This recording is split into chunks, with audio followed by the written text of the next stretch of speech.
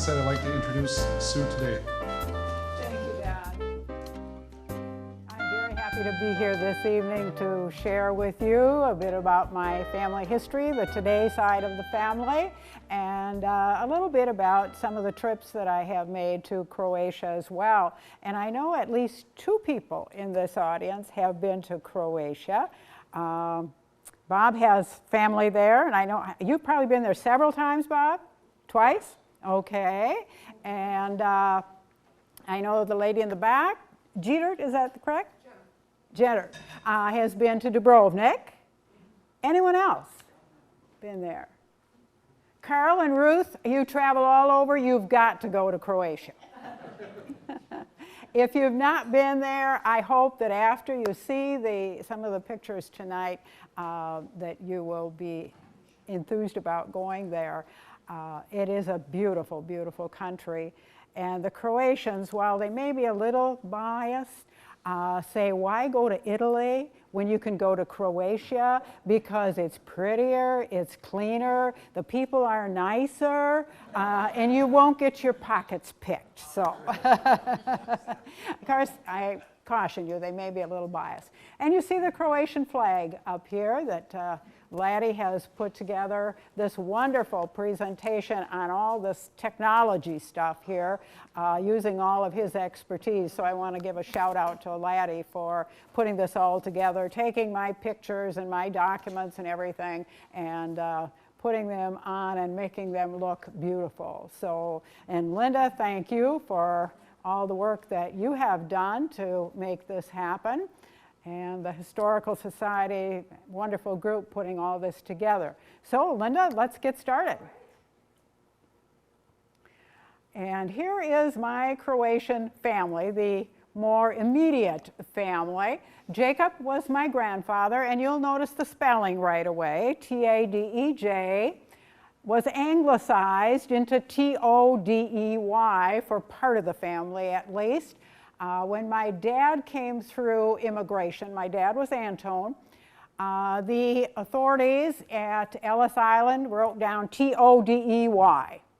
And as I mentioned to someone earlier, if you wanted to get into the country, you did not argue with the immigration officials. So we were forever the T-O-D-E-Ys. And my uncle Rudolph, when he came through, which was later, he became T-A-D-E-Y, and some of you remember Rudy and Agnes, who lived on the old Penovich farm years ago. Rudy is now deceased, as his wife Agnes.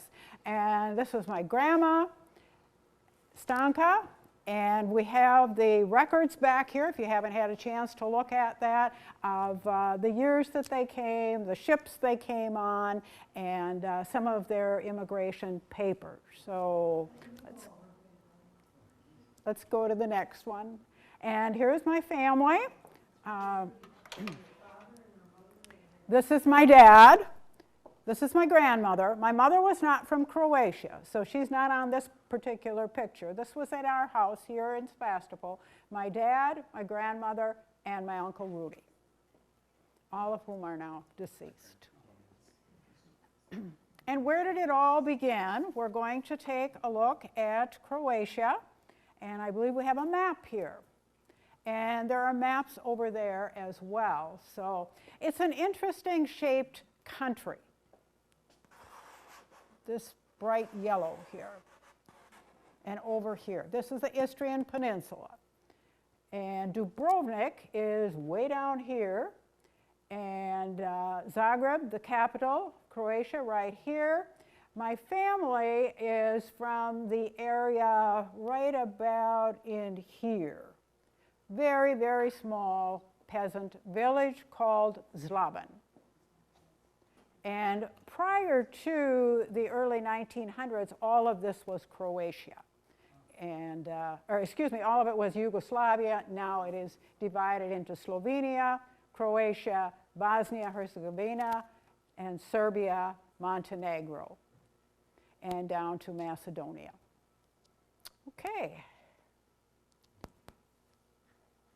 And this is another map that Laddie has inserted here for us. of Croatia. A little bit about the geography. It's kind of a boomerang shape. North to south, very long, rugged coastline, a very beautiful coastline. 3,600 miles of beach and 1,000 offshore islands. A lot of the islands are inhabited. It is warm and dry on the coast, and then it goes up into the mountains from there, and the summers can be hot up there, and the winters can be cold. I remember my dad, my family was very, very poor, absolutely dirt poor. They hardly had food to eat, which is one of the reasons they came to this country. But I remember my dad talking about having to save his shoes to wear in the winter. And in the summer, they would go barefoot.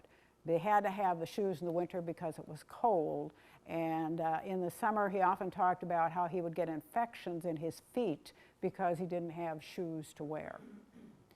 And the country is about the size of West Virginia, obviously a very different shape, but about that size. The history is very complex.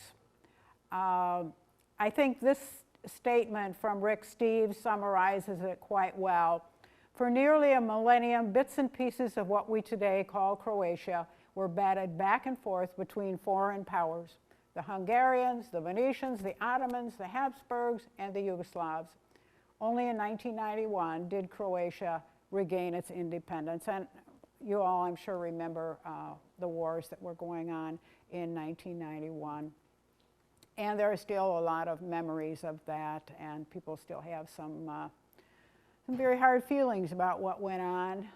Much of it has been repaired as far as the buildings, but there are bullet holes in a few places yet. But it's much, much better than it had been, of course. Horrible things happened during the 90s, and about 4.5 million people. Some of the cities, there are lots of little towns, but Zagreb is the capital, nearly 1 million people. It's a very lively city, lots of restaurants, lots of shops, lots of activity going on there, government offices. Split is on the Dalmatian coast, has the Diocletian Palace, which has a lot of history to it, and anybody who goes to Split usually tours that old palace and the shops that are in there and the history that is in there. Rijeka is an industrial area, shipbuilding, transportation, shipping, but not as much as it had been. This is near Zlaben, which is the village where our family is from. And then Dubrovnik, of course, beautiful, beautiful city. You see it pictured a lot of times in travel magazines, and we'll have some pictures of that later. It is a walled city. It's fun to walk the wall and to be able to look at all of the city below and the water and the rocky coastline. It is a World Heritage Site.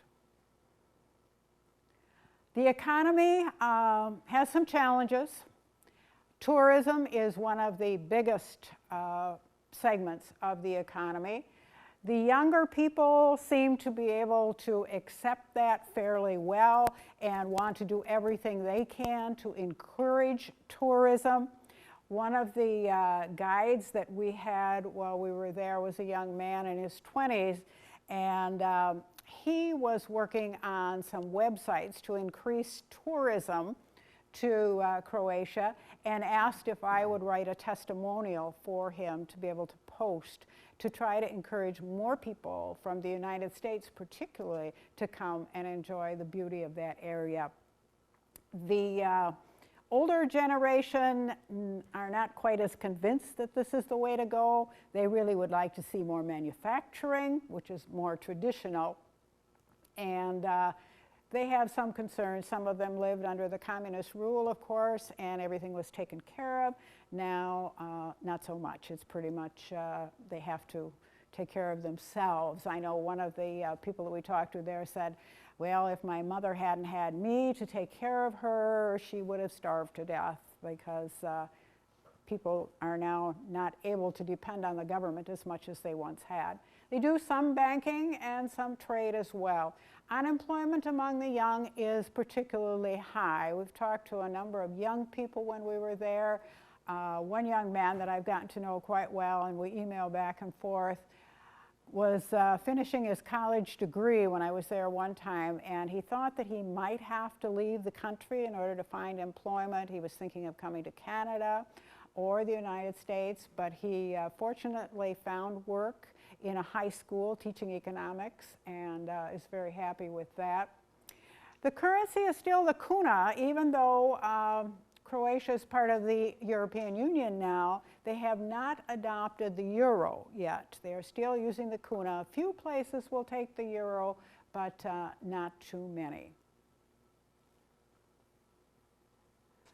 My first trip to Croatia was in 1971, the year before my dad passed away. That was the summer when my grandmother, who was nearly 88 years old at that time, was ill, gravely ill. And my dad said to me, I wonder if we should go. We had been planning this trip for some time. And I said, I think we need to go. You never know what next year will bring. Fortunately, we did go, because the following year my dad died. He would never have gotten back to his home country had we not gone in 1971. The country was very different then. It was under communist rule, under Tito. I'm sure many of you have heard and read about him in history. There was a lot more poverty. The hotels were certainly not like the hotels today. The hotels today are very modern, they're very clean, they're wonderful, particularly in the resort areas. But it was very different in 1971. I always wanted to go back, and in 2010, I had a friend who was willing to go with me. My husband's not a big traveler, he's a big deer hunter. That's his travel. So I had a friend who wanted to take a Mediterranean cruise with me, and I said, okay, I'll do that, but then afterwards we're going to go to the village, to Zlaban. And she agreed to do that, so we went in 2010. And I thought, this will be the last time I'll go, you know, getting older, probably get this out of my blood if I go once. Well, then in 2012, I had found a new friend who was also Croatian. And she said, let's go. So we did. We went in 2012. Well, then in 2014, I was scheduled to go to the Ukraine and to Sevastopol, which was always on my bucket list. And I know Ruth and Carl have been there. And of course, that was, all the arrangements were made prior to Mr. Putin's putting a kibosh on any tourism in the Ukraine. So that trip had to be canceled, and the friend that I was going with said, well, would you consider going to Croatia? I said, oh, I love you. Yes, I would consider it. So we did. We took a different cruise. We took a cruise down the Adriatic, and then afterwards we went on our own and visited family and went to the Istrian Peninsula and to Dubrovnik. So, and I don't know, maybe I'll go back again. I was talking to Steve Lobenstein, your son, Irene, yesterday, and he said he wants to go. I said, well, maybe we should arrange a tour. Okay. My father went back twice. Yeah. Okay. Have you gone? Never. No. Let's go. My brother's better. Okay. You can move ahead. And here is the sign, the road sign for Zlaban, the little village where my family is from. It's obviously much more prosperous now than it was when my dad left there. And this picture was taken in 1971. This is Aunt Barbara, who is now deceased, of course, and my dad. And she was a wonderful lady. She was in her 90s when we were there. Croatian women live a long time, don't they, Irene? I'm hoping I inherited all the Croatian genes. And this was Aunt Barbara's house, and you can see at that time that it was definitely impoverished. I remember being in the house. I remember the dirt floor in the house, and it was very, very sparsely furnished, but she was a wonderful lady.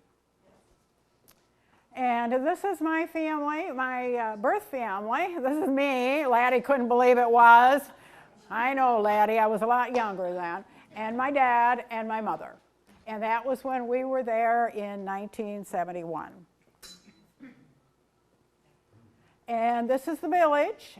These are more recent pictures. These are from my last few visits there. A lot of stone houses, and really quite modern.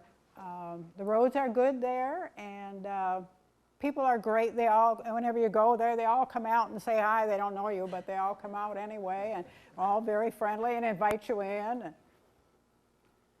Another view of the street in Zlobin. And this is the church. It would have been the church that my dad went to, obviously renovated and updated. But that was a pretty moving experience for me to go into that church and think that he had been there, and my grandma and my uncle and my grandfather, who I never knew. He died before I was born. And this is when I was there in 2010 with a friend. This is right outside the church. And this is an interior shot of the church. It's beautiful, and it's so clean and orderly, and it's absolutely a gorgeous church. And here is the sign for the school, Scola. My dad would have gone to school probably equivalent to about 5th grade in that country. Otherwise, he was a completely self-educated man. Before he married my mother, when he was living in this country, he would go to the library at night and taught himself to read, and taught himself about history and geography and politics and everything else. So he was really a self-made man. And this is the school. It's basic, simple, but again, clean. This is the house where some of our relatives live. We haven't quite figured out how distant a cousins we are, but we know we're cousins. It's the Todey family home in Zlobin, and I visited there 3 times now. And I email back and forth with, Vladimir is the one who owns that house. I email back and forth with his brother, Radovan, who wrote the book back there, The Lost People of Zlobin. And Radovan is an attorney in Zagreb, very well-educated man, and you'll see pictures of him a little bit later. Another view of their house. It's a very nice home. Somebody asked me, is it a poverty home? I said, no, they have a flat screen TV. They have a leather couch. They have a washer. They have a dryer. They have the same kind of bathrooms that we all have in our houses. So it's very nice, very clean. Lydia, who is the wife of Vladimir, does not speak English. Vladimir worked in the United States, so he speaks English quite well. He worked in Chicago and in Baltimore. And his wife does not, but she's a very gracious hostess. And every time we've gone there, she can't do enough for us. You know, they bring out the liquor, even though it's the middle of the day, and they bring out the food and the coffee and the water, and she's just very busy and very gracious hostess. So, and there she is. That's Lydia. And this is a young man that I've gotten to know quite well. Nevin is his name. And he has been our driver a couple of times when I've been there. He's a delightful young man. He's the one who's teaching economics in a high school now. The one time that we were there, my friend and I were talking with him, and we were going to eat lunch. And he said, oh, I'm not hungry. And so he said, I'll just wait for you while you have lunch. And we thought, well, that's strange. You know, he's a young man that eats like crazy, I'm sure.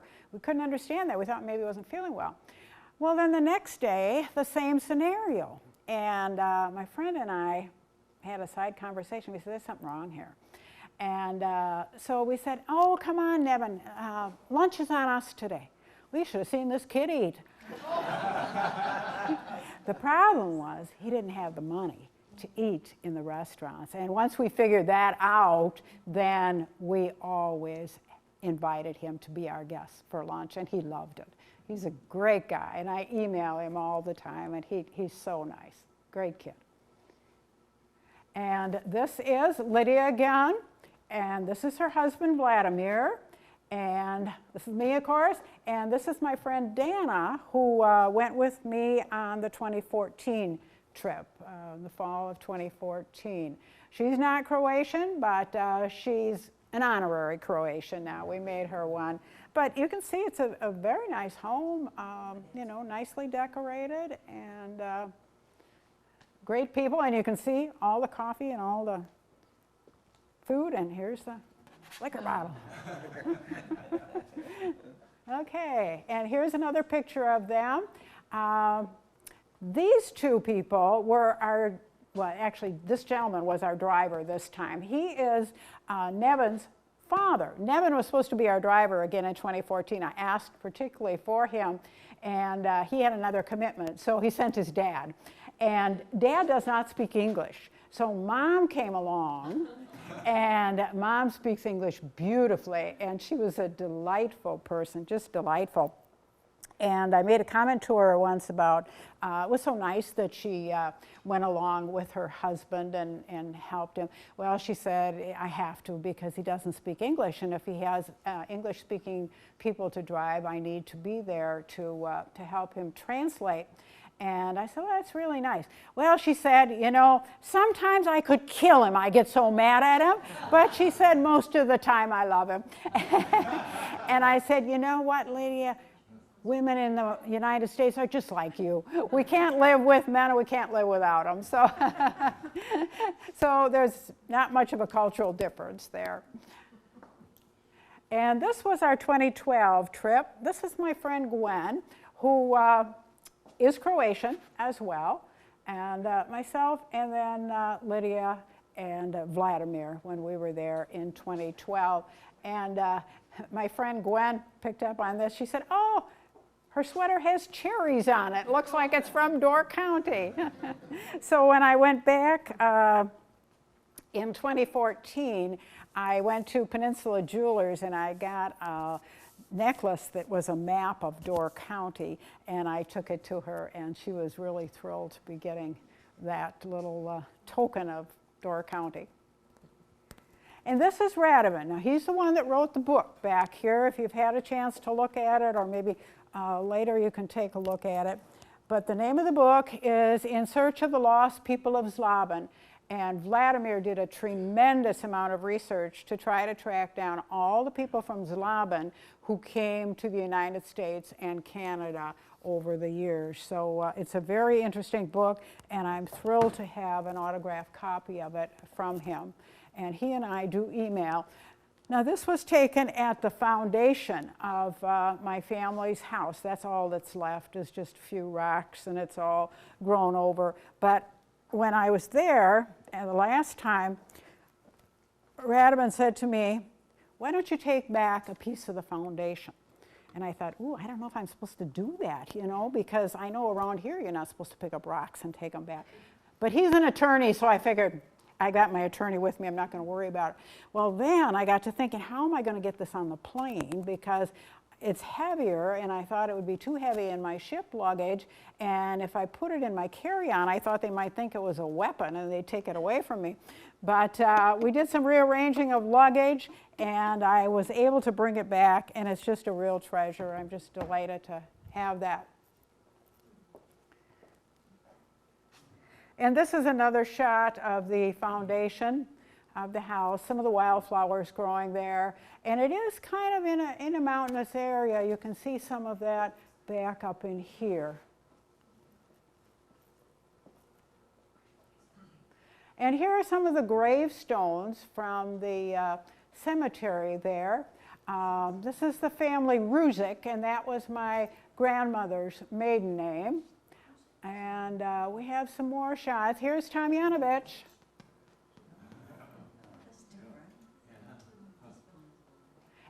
Notice the beauty of these stones. And I thought, you know, those are pretty expensive. And I asked about that, and they said, you know, the Croatian people really believe in honoring the dead, and they're willing to make the sacrifice to have these kinds of stones. So I thought that was interesting. I think we have some more shots here. It's Polish. The family Polish. Colombo. With a K, but you know, the spelling got all messed up over the years. There's another Colombo one. And notice how close together they are. Beautifully decorated, all kinds of flowers. Another Polish one. And here's today, and I thought this was really impressive. Iban, a lot of Ibans there. So that was Laban. And then I just had Letty insert a few of the other highlights of Croatia. So we'll just take a look at some of those pictures if we could. And this is from Dubrovnik. Dubrovnik back there. Here's the big bridge. Beautiful, beautiful. That bridge just fascinates me. Our ship was parked right there. We were on a cruise for this part of Dubrovnik this year, and I just love that bridge for some reason. I think it's just a magnificent feat of engineering. And here is Dubrovnik and the walled city. We walked all along the wall over here, all the way around. And this water is absolutely gorgeous, absolutely gorgeous. This is an often pictured site, I'm sure. Have you been to Dubrovnik, Bob? Yeah. Gorgeous, isn't it? Yeah. It's called the Jewel of the Adriatic, and rightly so, because it is absolutely gorgeous. And here's a view from up on the wall.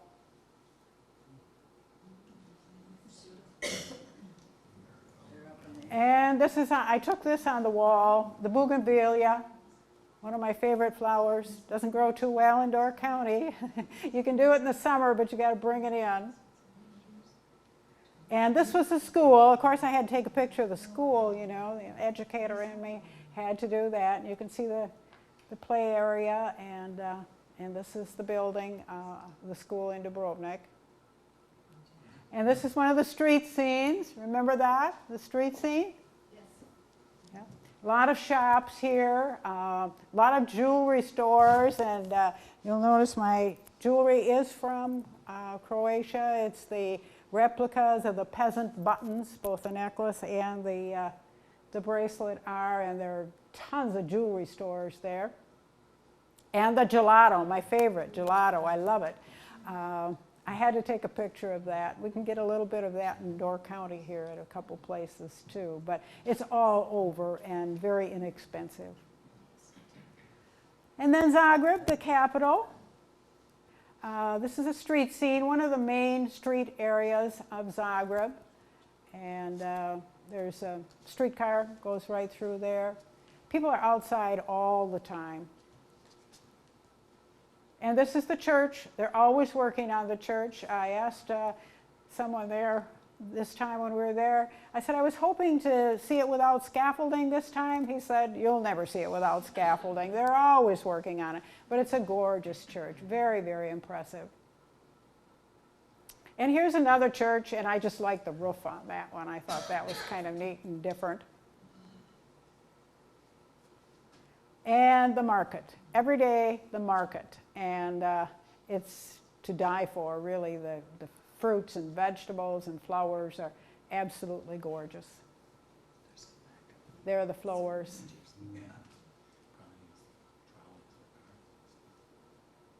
And this reminded me of my grandmother. This is a statue at the market area, the Babushka, because Grandma always wore a babushka. And so every time I see that, it reminds me of her. And some of the native Croatian art, huge egg out on the sidewalk. And there is another piece of Croatian art here. It's oil on glass painting by Croatian artist Martin Dukin. And it's an interesting piece because it has the different seasons on it.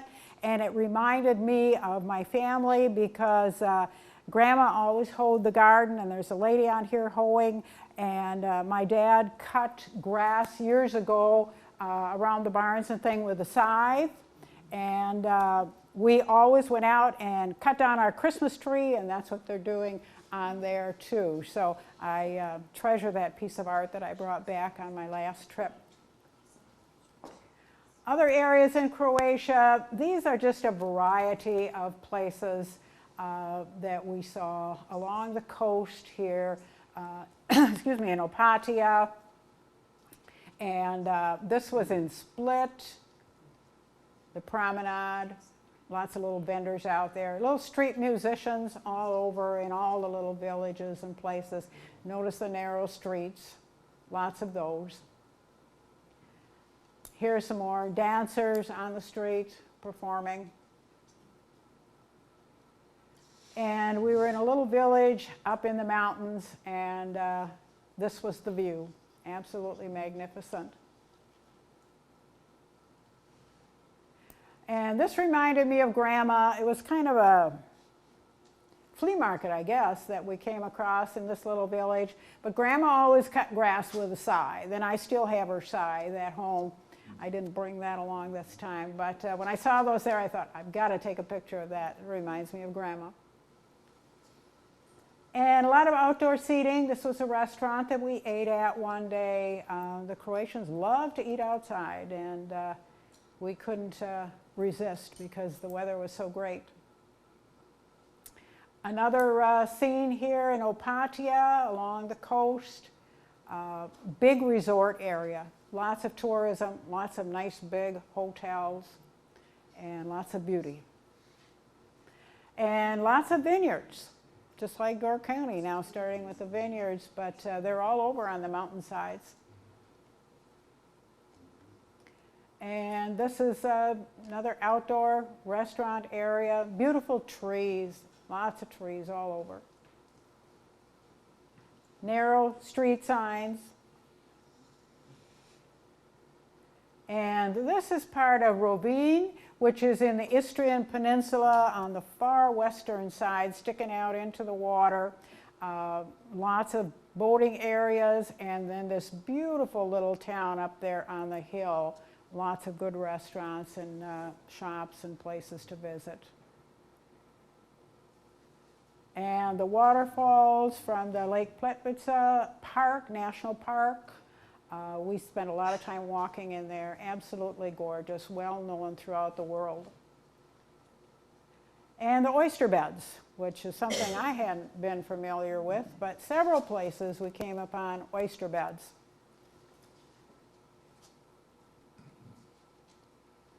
And coming to America, why this venture? Why did my family come? And probably the biggest reason was poverty. They just had nothing in the old country, so Grandpa came to this country and sent money back to the family in order for them to survive. Back there are pictures of the ships that they came on, some of their passports, which I have framed, and some of their letters. And it was kind of interesting to me, when my dad came, my grandfather was asked by the county of Iron, which was in Michigan, to indicate that my dad would not be a burden on society, that my grandfather had enough resources to be able to provide for my dad to live in this country without becoming a welfare case, so to speak. So it was kind of interesting that at that time there was an importance placed upon that financial resourcefulness. Some letters back there too that you can take a look at after a while, indicating that my grandmother and my uncle were coming. They came over at the same time. So it was something out of necessity. I think they probably hated to leave their country of birth, but they just could not survive there, as so many of those people. That's why people came from Croatia. There just was nothing there for them to survive. I've made a few trips to Ellis Island, which is a very interesting place to go. I have back there the immigration records of my family. I've not been able to find my grandfather. I'm not sure if he came through Ellis Island or if he might have come through Canada, because I know a number of the Croatian people did come through Canada. but a very interesting place to visit. And I remember the tales that my dad told about going through immigration and being very frightened, not knowing any English. He was all by himself, 15 years old, and had no idea what was going on. And I think of myself, you know, any of us, and we know the language, but at 15 we'd have probably been intimidated too. Grandfather came in the early 1990s to Upper Michigan to work in the iron ore mines and the lumber camps, and my dad did as well. He came in 1922. Grandma came in 1926 with my uncle, who was only 12 years old at that time, so he came with her. And the only reason they could come is because Grandpa had been working here and saving money and sending it back so that they could come. But they did not come on luxury cruise liners like we go on nowadays. They came steerage. And you can see the pictures of the ships back there. And I know my dad told about how hungry they were. They didn't have much in the way of food because they had very little money. And it was not a very pleasant trip. People were sick, and the sanitary conditions were not at all desirable. And he was very glad to get off of that boat. And this is the book that Radovan wrote, In Search of the Lost People of Zlobin, which traces some of the history of the families that came from that little village to the United States. Some of these names you will recognize: the Penoviches, the Polishes, the Todeys, the Tomjanoviches, all names that have come to Croatia, and some of them have been anglicized. My grandfather purchased the farm in 1919, the land that was, and it all started from there. So we're getting close to being a century farm. And this is a copy of the mortgage. I still have that, and that's a real treasure. Bert Carmody, I think some people might remember Bert Carmody, yeah. And this was part of that, and it describes the land here. First part, the sum of $600. One of the receipts from 1919. And here's the rest of it. Steve Polish, Peter Penovich, signing as witnesses to this. Jacob was Grandpa. And this is the rest of it. And here is a letter from Fred Roeder. Some of you will remember that name, I think, from here. Jacob today, that was Grandpa. This was 1926. I received your money today through the Merchant Exchange Bank. I remember hearing people talk about that in my youth. $935 you will find. 135 interest, and the other 800 on the principal. Yours truly, Fred Roeder. And here's a receipt again from Fred Roeder.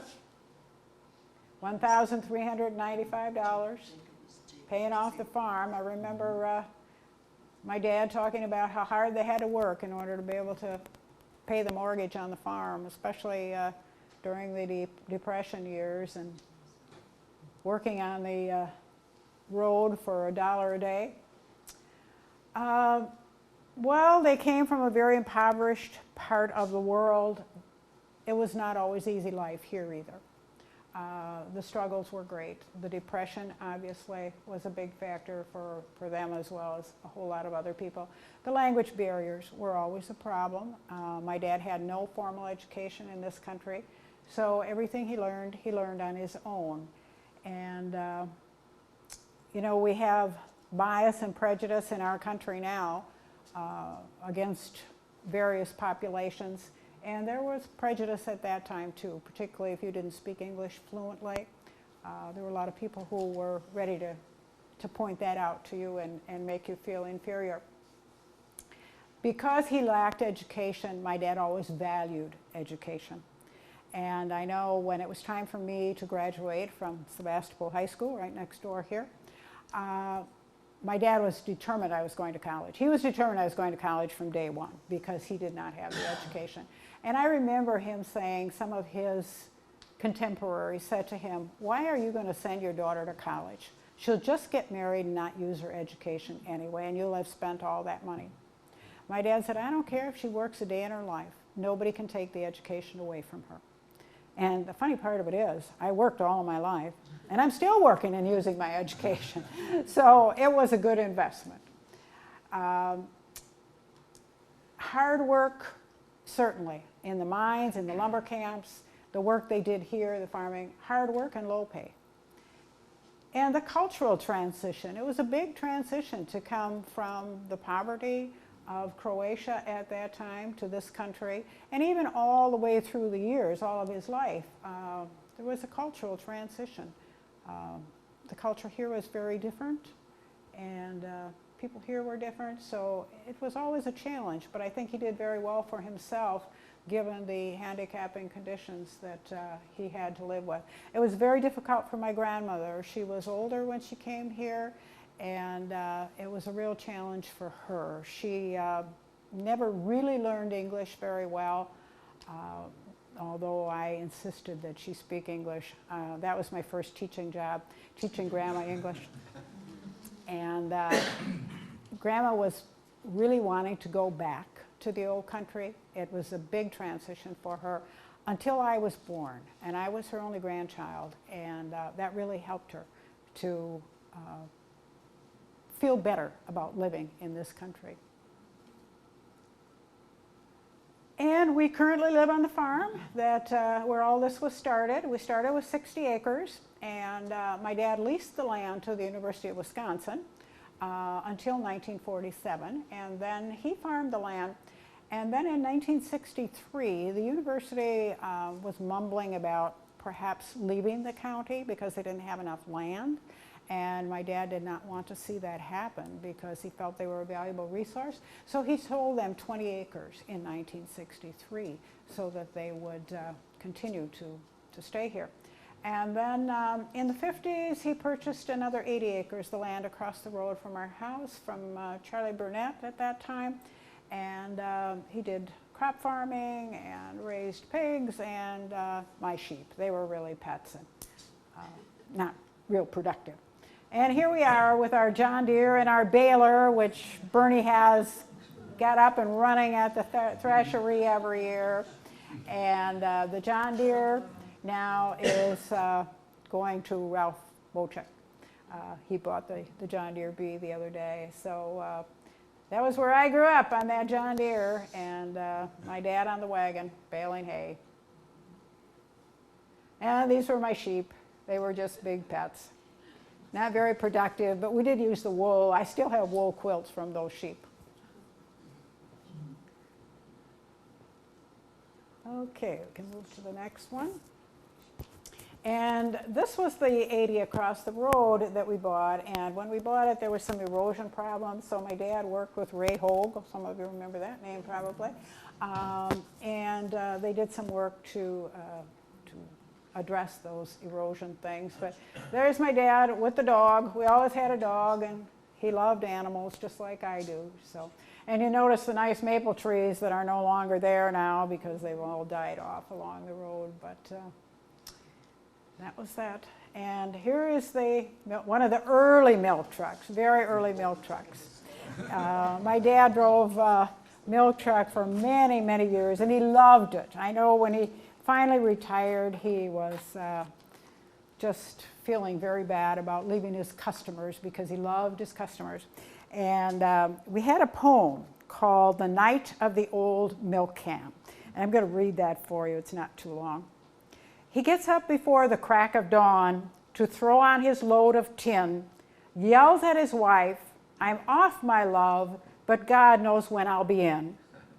If it ain't the snow or rain or mud or some other nature joke, a tire will go bust or the old truck go broke. He throws them off, he throws them on, some are heavy, some are light, but he has to keep on throwing cans from early morn till night.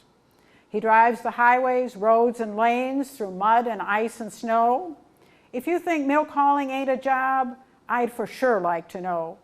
So when you sit in comfort at home, think of another man who is out in the mud, the snow, and the rain, the night of the old milk can.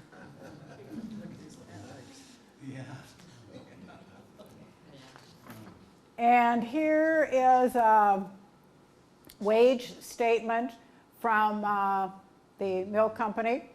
I believe this one was Evangeline. Yes, Evangeline.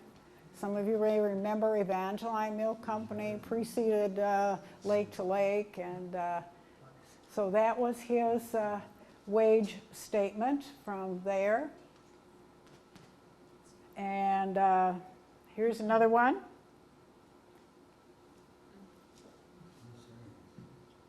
And here was a list of customers from one of his routes. So this was an earlier route. It was not the later ones, because those were more the Jacksonport farmers. But there are some names on here that I recognize. Marv Dobner and Zaccos. And then in the 50s, he got in the commercial fertilizer and seed business and got to know a lot of people there. And this is his red truck, little red truck. He had the bigger truck, but this is the little one, and we still have that little truck. And whenever we go somewhere, we took it to Green Bay one day because we had to get some things at Menards, and people stop and they are really curious about that truck. It's a 68 International. In really good condition. As you can see, it's the original paint job, original engine, and we've had many offers, people wanting to buy it, but it's a fun little toy to have. And here is one of the delivery invoices for the Pioneer seed corn. He was a Pioneer seed corn dealer, and this happened to be my uncle, Rudy. Bought some seed, 2.5 bushel, vernal, $92.50. Those days are gone. That was in 1969. And here was a fertilizer receipt, 13 bags, 80 pounds, 02020, $32.28. Don't you wish you could buy fertilizer for that price, Bernie? Yeah. And here was one for Alvin Dietrich. I'm sure some of you, Gloria, will recognize that name.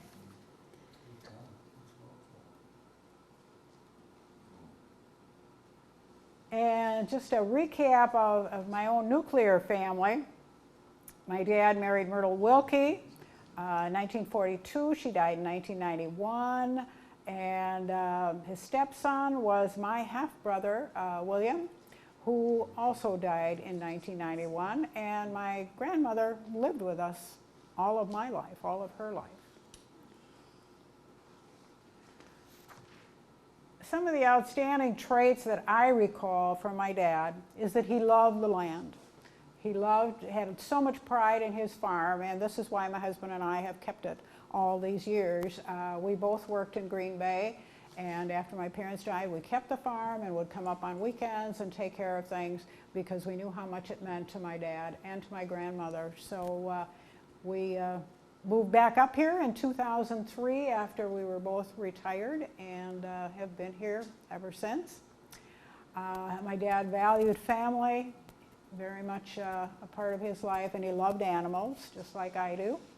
Very hardworking, very persevering man. He had to be because he had a lot of handicaps to overcome, not having had the education. He was very equity-minded. When my dad bought a pickup truck, not the one that we have now, but one before that, he went to the international dealer in Green Bay and bought the truck, and the salesman said, "Do you have a little boy at home who would like to have a toy truck, a replica of your truck?" My dad said, "No, I don't have a little boy at home, but I have a little girl at home who would love to have that truck." And it's interesting because my dad always felt that there was no difference between what boys could do and what girls could do. And I credit him to this day for that, for me. And it was interesting because one of my jobs in Green Bay in central office administration was to be the equity coordinator. And I dealt with racial equity and gender equity and all the other areas. And I always think back to my dad, who was the one who really inspired me to do that. As I mentioned before, he valued education. He was constantly reading and wanting to learn, and was determined that I would as well. He was completely self-educated, but he never forgot his roots. I remember as a kid, we would collect used clothing in good condition from hither and yon. Anybody would give it to us, and we would send it back to family in Croatia. We also sent coffee, because they didn't have coffee. We sent thread, we sent needles, and pencils and paper, those kinds of things. And we'd pack it up in great big grain bags and send those bags over to Croatia. And then we'd hear from family over there saying, so-and-so died and was buried in the suit that you sent us. Or this happened or that happened, and these clothes were important to us. So he never forgot that. And in fact, he subscribed to a Croatian newspaper all his life, and to keep up on things that were there. And I'm so glad he had the chance to go back to his native land, and that I could share that time with him. And very successful, despite his educational handicap. So a lot of hard work. And Grandma was great. Unconditional love. That's, there's just no other way of putting it, no matter what I did. And I did some naughty things sometimes as a kid, but Grandma always loved me. Very hardworking lady. She did all the gardening work. Even as an 80-some, she was out there hoeing. And I see Irene out there doing all kinds of work too. Yes, you do too, and so did your mother. That's the Croatian genes, right? She enjoyed the outdoors, she enjoyed the farm, the gardening, the animals. She'd go out and sit by the pigs, big old sow pigs. She'd go out and sit and talk to them. And of course, her granddaughter. And I was her only granddaughter. And as I mentioned, she was my first student. I taught her English. She was a very proud lady. And it was funny because she had a number of dresses for church. And she would line them up, and she would rotate through those dresses. So she didn't wear the same dress 2 weeks in a row. But she was a great lady, and I loved her dearly. And her death was very hard for me, as was my dad's. And my Uncle Rudy was my favorite uncle. He spent some time in Chicago after he came here, and he did gain some education in America. He was a little bit younger, so he got that opportunity. He worked in the auto industry in Hillsdale, Michigan, married Agnes Polish, who died in 2012, and she was my favorite aunt too. And in 2012, I had a call from her sister, and she said Aunt Agnes was not doing well, and she had to be taken to Bellin Hospital in Green Bay, and could I come down and visit? And I thought, oh gee, you know, maybe I can squeeze that in. And I did, and I went down on a Saturday, and we had a lovely visit and shared some special moments, and the next day she had a stroke and never regained consciousness. So I was so glad I had that time with her. She and Uncle Rudy purchased the Dan Penovich farm in Door County up the hill from us. And in the 1950s, they had no children. So I was one of their nieces, and they had some other nieces and nephews on the Polish side.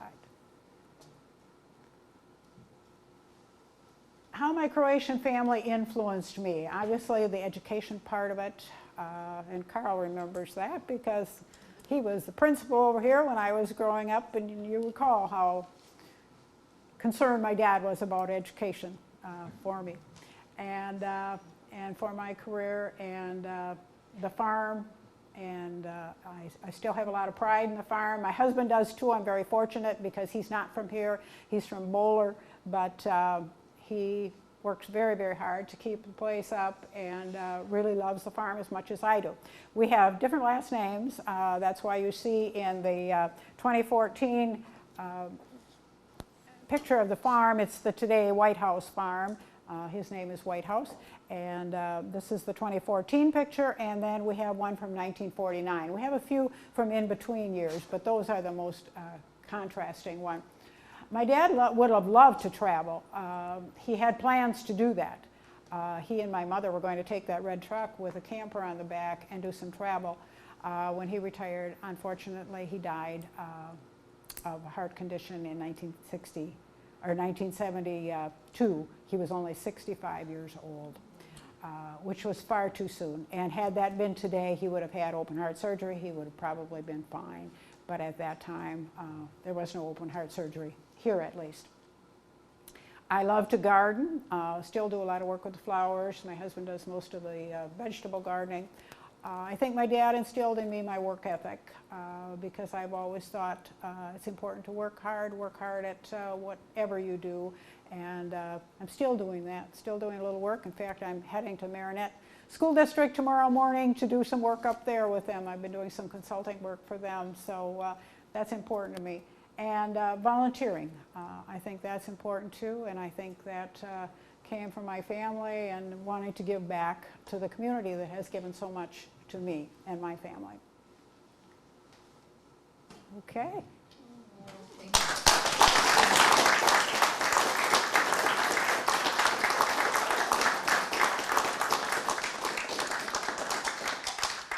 I'd be happy to answer any questions if I can, that anybody might have. Croatian? Unfortunately, I don't. And I'll tell you why I don't, which is a regret that I have. When I was growing up, the philosophy of non-Croatian relatives was everybody needs to speak English. And so I never learned much Croatian, and I regret that. But those were the times, that was the thinking at that time, and it's just the way it was. But you know some words in Croatian. A few cuss words. June, I wouldn't cuss. The older father. I'll let you know. Yeah. Really, June. She didn't say no. In the village, that you showed the one church. Was there more than that one church? No, it's a very small village. It isn't much bigger than Institute. Oh, okay. And what religious affiliation? Catholic. Nearly all of the Croatians are Catholic. Okay. And your father and his family, what did they do in Croatia for earning a living? Well, not much. That's why they came here. They had a cow, they had a few chickens, but really...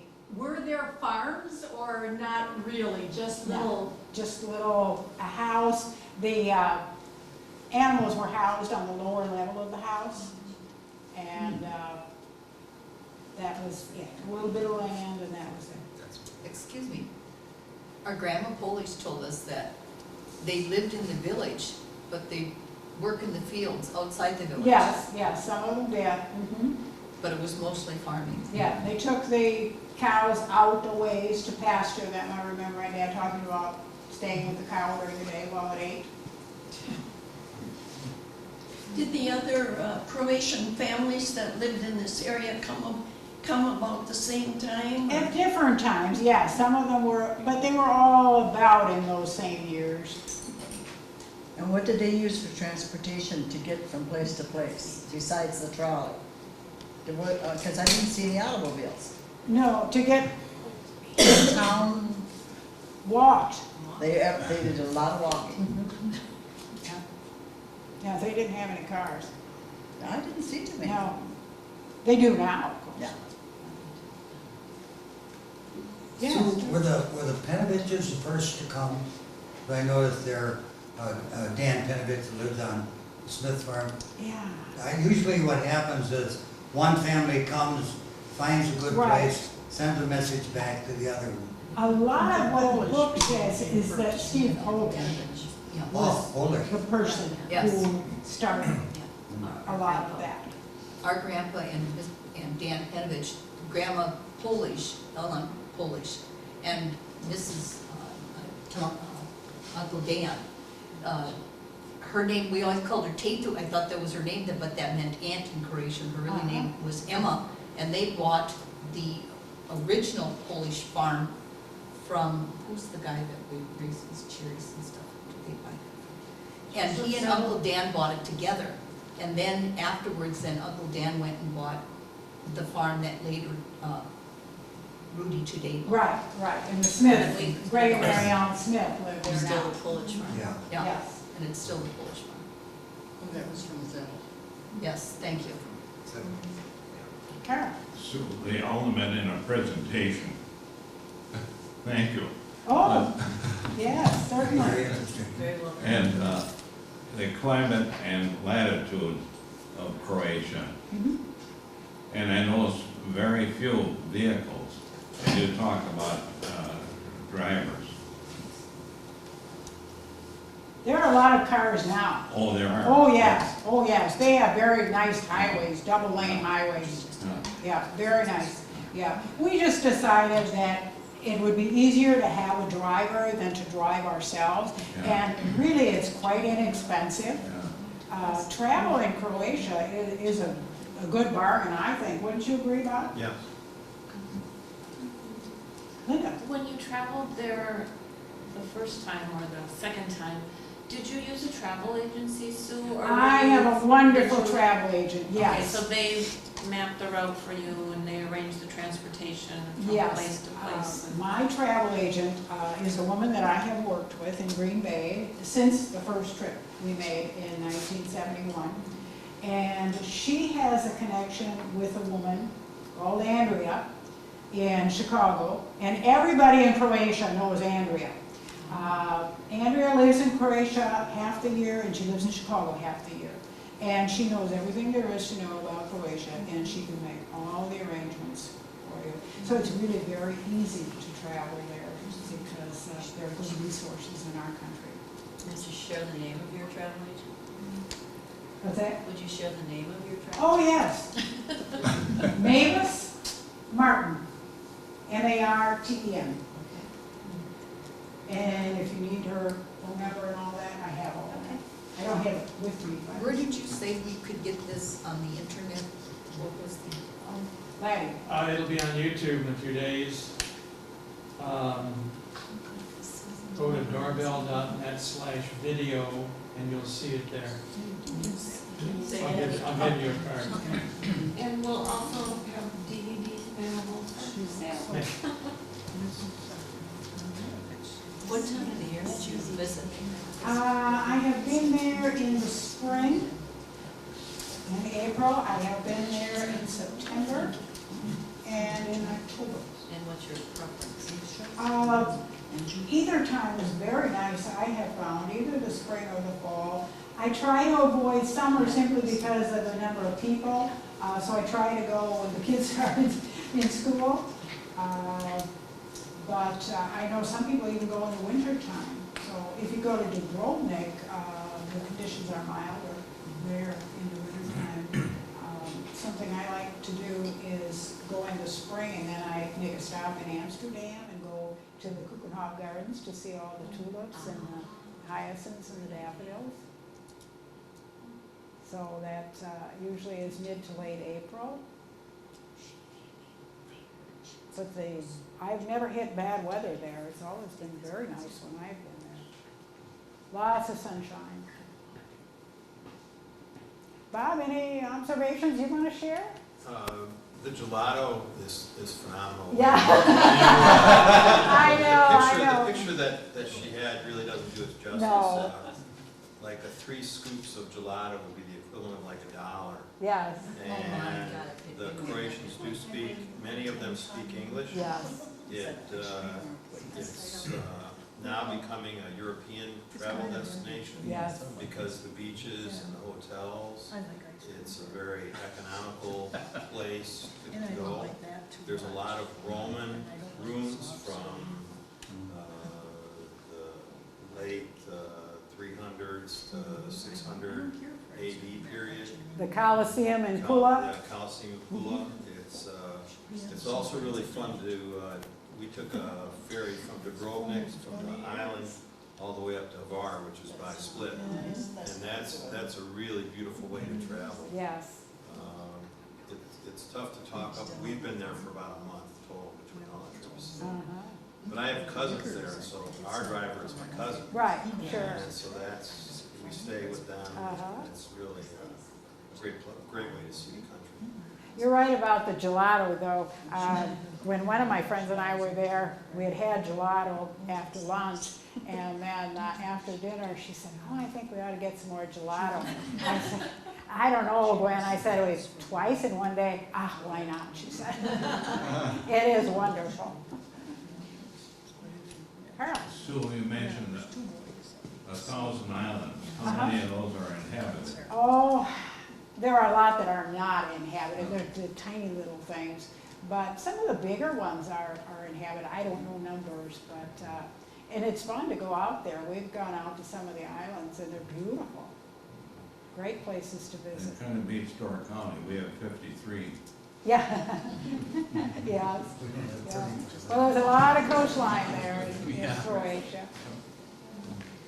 Sue, what is the diet like? I mean, what is there, I mean, you go to some countries, there's a certain diet that developed over the years. I think it's fish, veal, lots of vegetables, chicken, seafood. Lot of seafood? Mm-hmm. Yeah, I've had that there. Just about anything you want, really. Those oyster beds that oyster farms or whatever, do they export those oysters? Or? There aren't that many of them. There aren't that many. And I don't eat oysters, so I can't tell you about them. I haven't eaten them. So there was no commercial fishing in the Adriatic Sea? I didn't see any. I don't recall seeing any. Do you, Ron? No. At least in that You ate oysters. The food is very good and very inexpensive. And lots of fruit and vegetables, as you could see from the market there. Just beautiful fruits and vegetables. Well, it looks like some oranges Mm-hmm. on the market there, so they must have the climate that would be suitable Yeah, I've for not growing seen oranges. Or oranges growing, but You can import oranges Yeah. from Florida. yeah. I've not seen them growing there, but they may be. I mean,